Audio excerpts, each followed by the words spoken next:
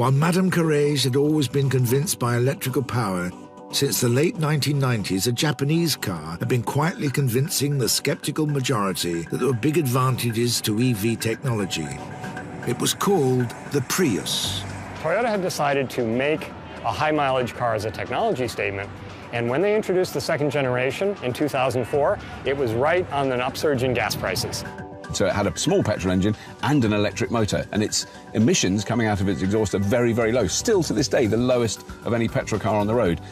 That caught on, and the Prius caught on in a big way. All of a sudden, people could buy a car at Toyota, which was thought to be reliable, that gave them this amazingly high gas mileage and required no compromises.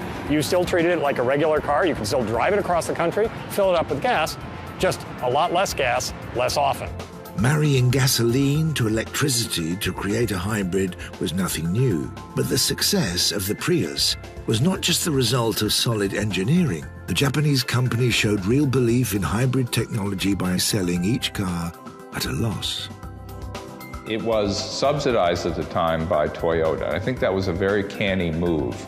They realized it would take a while to develop a market, and they also realized that to price the Prius too high would mean very few people would market it. You could look at what the big three were doing, the American companies, Ford, Chrysler, and GM.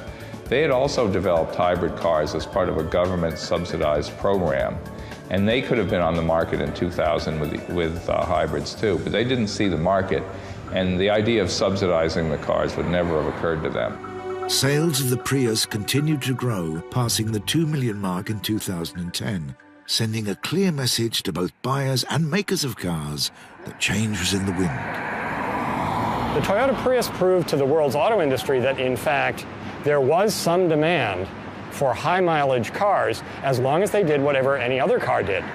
What the Prius did was open the door to alternatives to a straight petrol engine. There's absolutely no doubt that the success of the Prius in particular, and of hybrid technologies, it sort of paved the way for a wider consumer acceptance of electric cars.